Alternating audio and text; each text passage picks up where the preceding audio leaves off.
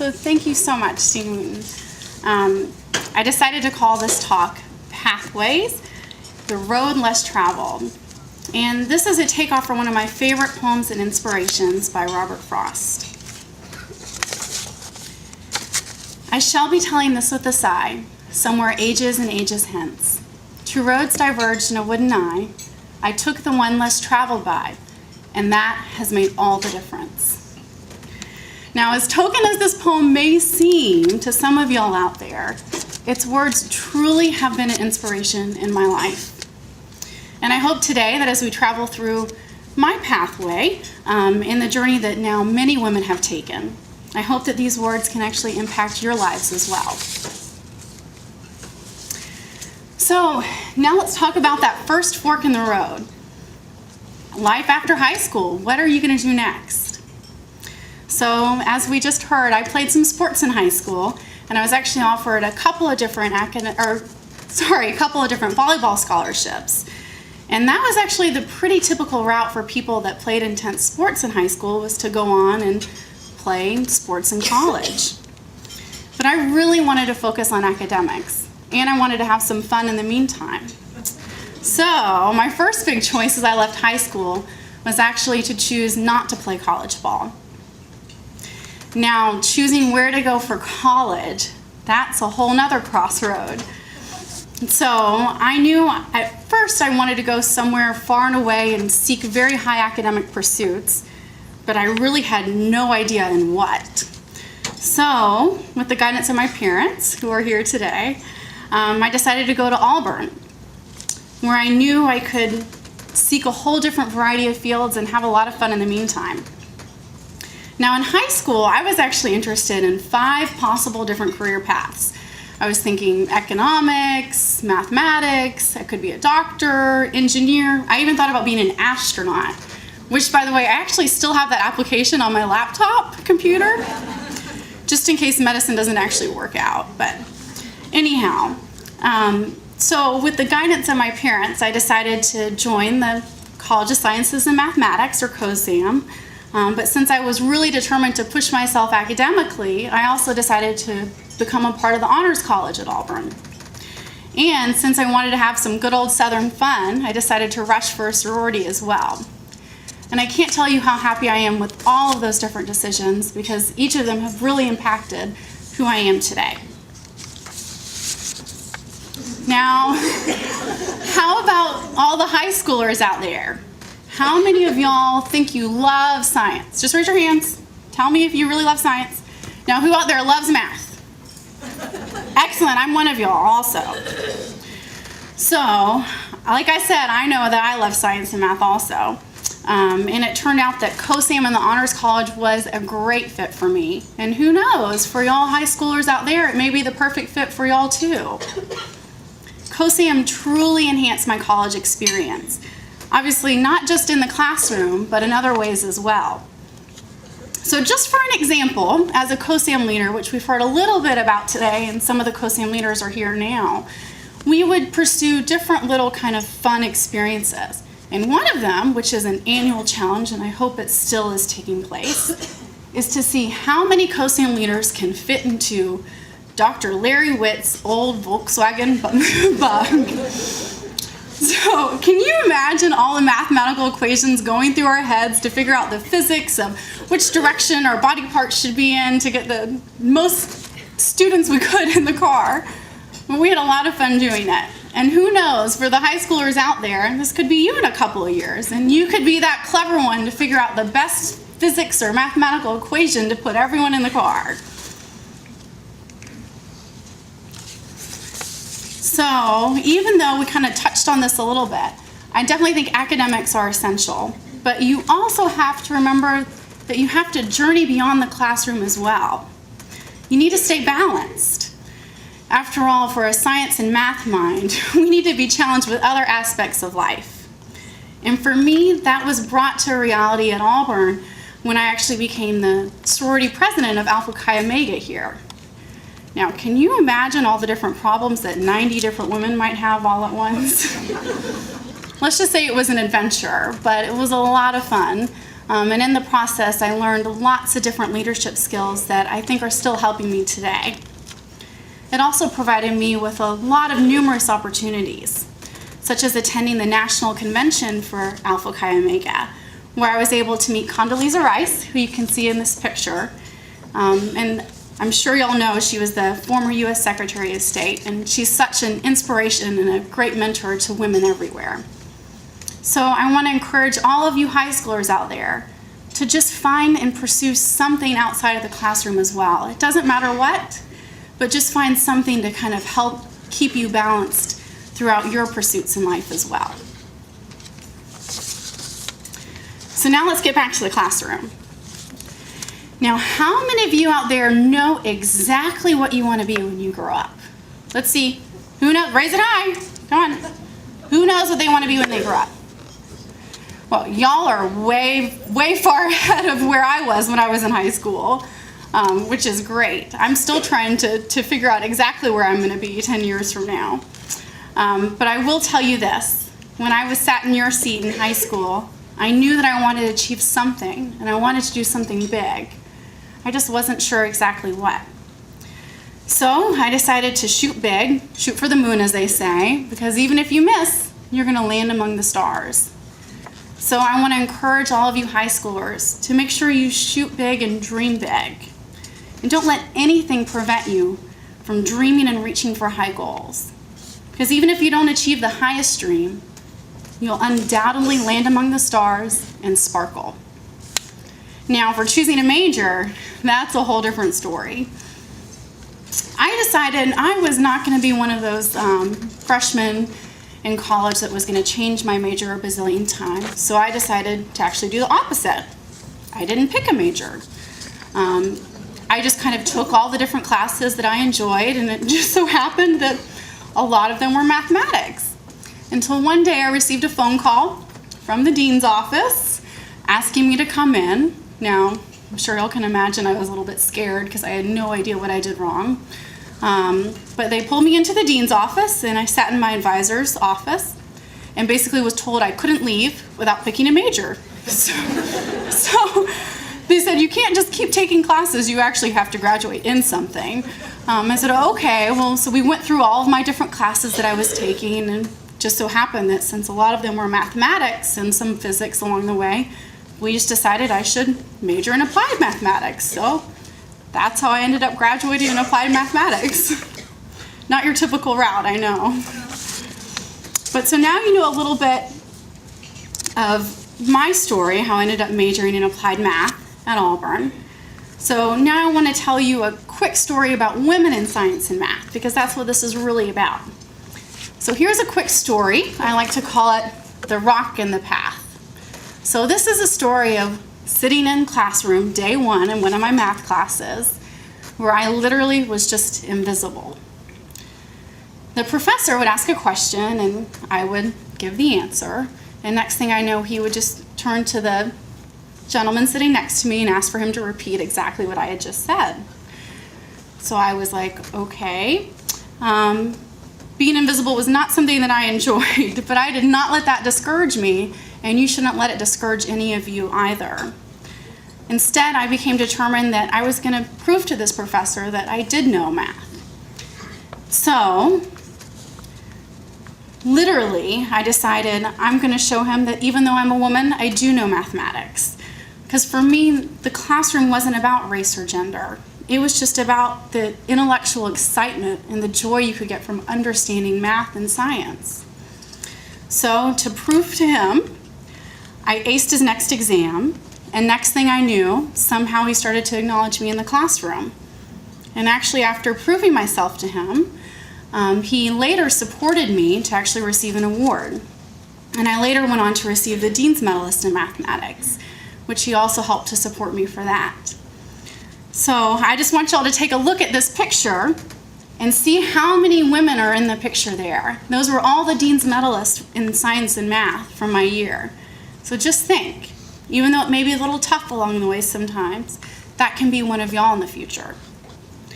So it just goes to show that the little choo-choo train, or maybe my mom, I can't remember exactly which one told it to me first, If at first you don't succeed, just try again.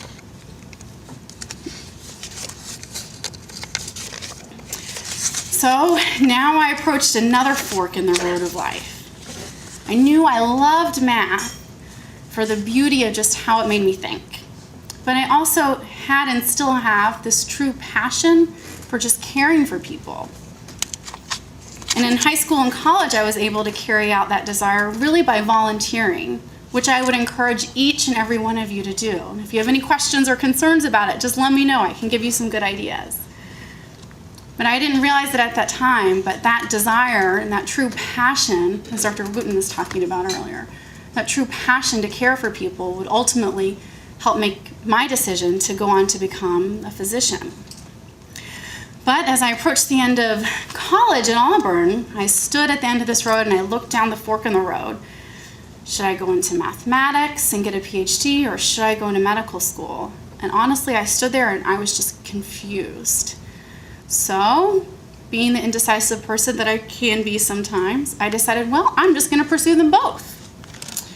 And somehow along that way, I actually found a beautiful marriage between the two. But it happened in a really unexpected and unforeseeable manner.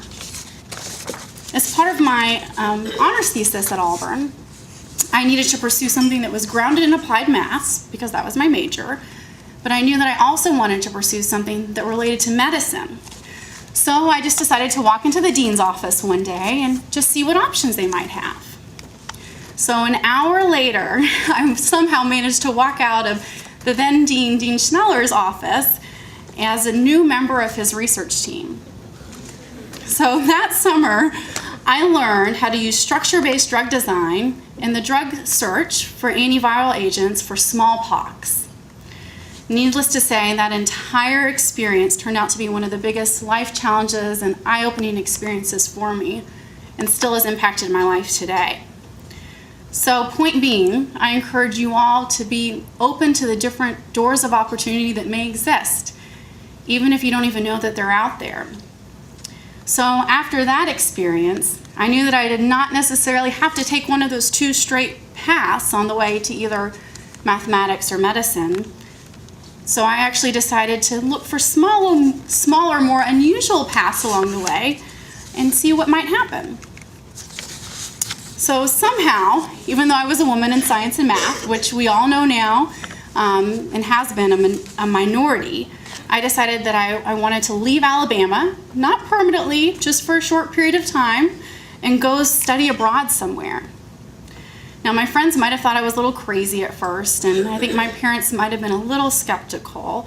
After all, 9/11 had actually happened during my senior year, so most Americans were just content to stay home, but I wanted to do something different. So, when I approached my parents, they, like always, in their true sense of supporting my dreams, but also keeping me grounded, said, "We think it's a great idea, but you might need to find some funding and a scholarship in order to make it turn into reality." So, with the guidance and support of both my parents and COSAM and the Honors College, I decided to venture and do just that. So hence, I started my path on a less frequently traveled one and applied for all sorts of study abroad scholarships. Thankfully, the Gates Cambridge Scholarship decided to support me. So I became a real-life Harry Potter and traveled through platform 9 3/4 and landed at the University of Cambridge for a year. So next thing I knew, I was on a plane to England to study high-level, pure and applied mathematics. And that year not only opened up my mind to maths, but also opened up my life to a whole new world of experiences and opportunities. Thankfully, with the funding of the Bill and Melinda Gates Foundation through the Gates Cambridge Scholarship, and with the support of my parents as well, I was able to experience numerous things, from skiing in Switzerland to going to Paris, even standing on the Prime Meridian with my parents, as you can see. When it's my mom and dad and myself together, we just can't help it. Wherever we go, we're scientists. So of course, the bulk of my experiences that year were in Cambridge itself. And one of the classic Cambridge experiences is to do what's called punting down the River Cam. That's where you stand at the end of the boat, and you actually use this pole to kind of push yourself through the river. So I decided, well, I'm here, I should try it as well. Of course, I decided to do it in late October when it was freezing. And you can tell by this picture, it didn't turn out to be the best experience that day, but that didn't keep me from trying to do it again. Now, when I wasn't studying maths, as the Brits like to call it in the plural sense, or traveling around, somehow I ended up on the Cambridge Varsity Blues volleyball team. Now, mind you, this was several years after I had actually been cut from the volleyball team in 7th grade in middle school. So it just goes to show that that choo-choo train and my mom were right again. Now, one other thing that was an unexpected journey while I was in Cambridge was actually the celebration of the 50th anniversary of the double helix of DNA discovered by Watson and Crick. Now, I'm not sure about y'all, but when I think about the double helix of DNA, I sort of get a little giddy. So if any of y'all happen to feel that way also, imagine how excited you might be when the 50th celebration was happening right in your backyard. So let me just share with you what this plaque reads. DNA, the double helix, 1953, the secret of life. For decades, the Eagle was a local pub for scientists from the nearby Cavendish Laboratory. That's where they discovered it. It was there on February 28, 1953, that Francis Crick and James Watson first announced their discovery of how DNA carries genetic information. Now, like most stories, there is more to the discovery of DNA than just Watson and Crick. There was a woman, Rosalind Franklin. Now, she was an incredible scientist, and she also greatly contributed to discovering the double helix of DNA. And some people might even say that she was the one responsible for actually finding it out. But of course, back then, she was really just placed in the background. Just to think what women had to go through back then, and to think now we're actually being recognized and allowed to pursue our intellectual pursuits in science and mathematics. I mean, it truly is amazing to think how far we've come. Sometimes I actually take for granted what women had to go through before us, but when I'm reminded of people like Rosalind Franklin, I just truly am grateful. If you're actually interested to know the rest of the story, there's a short little book out there that's called The Double Helix. You can find out all the details. So, Mathmos in Cambridge, that's what we actually called ourselves when we studied math in England. So for the first time in my life, I was surrounded by fellow students who actually thought that math was cool. Instead of having to speak under my breath at a party or something that I was a math major, people would praise you just for pursuing it. So of course, being a woman in math was still a minority, but it was more easily accepted there. Although I was actually told I was often too bright for the 8 a.m. classes when I would show up in bright pink. But I didn't let that distract me because I was there to learn maths and I was going to do my best just to do that. So after some different challenging experiences in the classroom, like we've heard from other women today, I did finally grasp most, maybe not all, but most of the information that was presented to me that year. Now, one pearl I want to share with you is this. Follow your instinct in your mind if you truly feel and know that is correct. And I tell you this because of a quick story. So I was sitting in one of my final exams at Cambridge. It was actually a class, and the professor was a Fields Medalist, which is the equivalent of a Nobel Prize in mathematics, because they don't have Nobel Prizes in mathematics. And I was sitting there taking the exam, and I realized, this question is not right. Can't answer it the way that it's asked. So I decided to raise my hand in the middle of the exam. The proctor had to actually go and bring the professor, who was the Fields Medalist, in. Everyone's staring at me in the classroom. What is this girl from Alabama doing raising her hand in the middle of the final exam?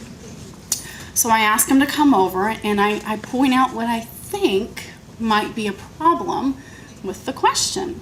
And immediately, he knew I was right. He knew that the question was not asked in the proper manner. And that was it. It didn't matter what I got on the exam. It didn't matter what my score was. I knew that I actually understood it. And in that point, I had actually gained respect out of all the Brits in the classroom as well. But luckily, I actually did end up getting honors in that class. So here's just a picture of some of us math mo's at a party. Now, 3 out of the 9 of us, or 1/3 of us, are women. But honestly, I never even noticed it. I just was working with colleagues and people. And here's another picture of us actually, I'm not sure if y'all can see it in the back, of us in this huge snowball fight on the roof of this entire complex. This whole complex was actually just for mathematics. And that's just to show you that math mo's can have fun too, so don't let anyone tell you otherwise. So while I was there, I slightly became enchanted with the idea of mathematics, and I actually almost stayed on at Cambridge to get my PhD in maths. But deep in my heart, going back to the passions we heard about a little bit earlier, I knew that something was missing. And for me, I craved the need to actually care for people.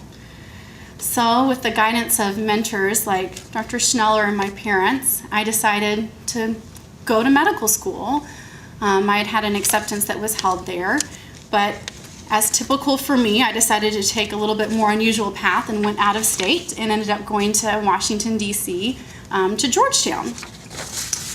So a little bit of information on the women at Georgetown. So the first female medical student at Georgetown was Sarah Stewart, and she graduated there in 1949. Now, just fast forward less than 60 years to my medical school class of 2007. We had 98 males and 92 females. Now, although there were 3 math majors in the class, myself included, I know it doesn't take a math major to figure out that that's almost 50% women in our class. So that was really exciting, which of course means that if any of you high schoolers out there want to go into medicine, you can. But medical school is not all women, and for me that was a good thing, because actually the second day of orientation I met my future husband, and here's a picture of us from one of the inaugural balls in DC, just to show you an example of the fun things that happen there in the city. But now, getting back to us women, somehow those 4 years of medical school just flew on by, and actually almost 100 women ended up graduating in my medical school class. Here's a group of some of my girlfriends from med school who also happen to be some of my favorite female doctors. And we just want to say that yes, it is possible and you can do it if you want to. So now we're all on our own prospective paths and training as resident physicians in a whole different variety of fields of medicine. And now I'm not only a resident physician, but I'm also still pursuing other passions to help others, and some of which has actually been made possible through the Bill and Melinda Gates Foundation and other scholarship programs. I've been actually fortunate enough to work with and mentor some high schoolers, not unlike a lot of y'all out there, who are interested in medicine, and was just able to show them what it's like to actually be a resident physician. And funny enough, just take a look at the picture, both men and women high school students were invited to participate in this program, but you can see who the smart ones were that day. So I've also been able to partake in a mentoring program that's called the National Youth Leadership Forum, and it's for high school students who are interested in different fields, and there's one particularly in medicine. So if any of y'all are interested in medicine out there, I would encourage you to go and pursue this. It's a really great program. Now, despite the busy life as a resident, it's still important to me just to stay involved with other groups that I really care about. I'm actually now on the Gates Cambridge Alumni Association as a regional coordinator, and I can't even tell you all the different stories that one of my dear friends, Hillary, and I have had working with some of the very well-established British men. But thankfully, they've embraced us, and they've allowed us to shine through. So much, in fact, that I was invited to actually speak at the British Embassy in DC, mind you, right after the British ambassador himself, as a representative of the Gates Cambridge Scholarship. Also, I'm actually on the selection committee right now for the scholarship program, and as you can see from the picture, I'm the only woman on the panel for the science and math panel. But it truly is just an honor to be able to help other women and men alike pursue their dreams of studying at Cambridge. Now, I just have to share a quick math joke. So this is Professor Goddard, who he is one of the brilliant minds of string theory, if anyone out there knows physics. So he likes to tell this little joke. He goes, how can you tell an extroverted mathematician from an introverted mathematician? He goes, well, I don't know, Professor Goddard. He goes, well, the extroverted mathematician will look at your shoes instead of his own shoes. I said, okay. But thankfully, we've got women like Mary Claire Thompson up here who are proving us that you can be a little bit more extroverted than just that. So now, let me just say this. This is actually a picture from the 10th anniversary of the Gates Cambridge Scholarship. We actually celebrated that just recently in Cambridge, and I was part of the science panel for the academics there, the academic conference that we had. And I show this picture really because I didn't even know that I was the only woman in the group until I looked at the photograph. So it really just goes to show that you can pursue anything that your heart desires and that your dreams desire, and you shouldn't be distracted by who's around you. You should just continue to follow your dreams and your pursuits and know that you can do it. So who would have guessed that a little girl from Huntsville, Alabama would come to Auburn to study mathematical research applied to medicine, then go on to England to further pursue those dreams, end up back in our nation's capital to become a physician, and then be back here today where it all started. You can check out the scrubs, by the way. So I just now leave you with one question. What path will you take? And I want you to take home these kind of just key thoughts. I really encourage you all to truly follow your dreams. I want you to look for mentors to show you the way. But if you can't find a mentor or a path that is the direction you want to go, don't let that keep you from pursuing it. Just create your own pathway. Because after all, going back to the poem, two roads diverged in a wooden eye, I took the one less traveled by. And that truly has made all the difference. So now I just want to say thank you, because I would not be here today without the support of family, my parents, and my husband and friends, and great mentors like Dr. Schneller. And also, I want to say thank you to all the women who've gone before me to help pave the road to make it an easier path to travel on. And thank you to both COSAM and, let's see if I can say it, SWSM, the Society of Women in Science and Mathematics, just for having me here today.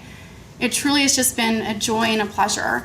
And to all you high schoolers out there, I wish y'all only the best. And I know you can go on to achieve great and exciting things. And we all look forward to see what y'all are going to become in the future.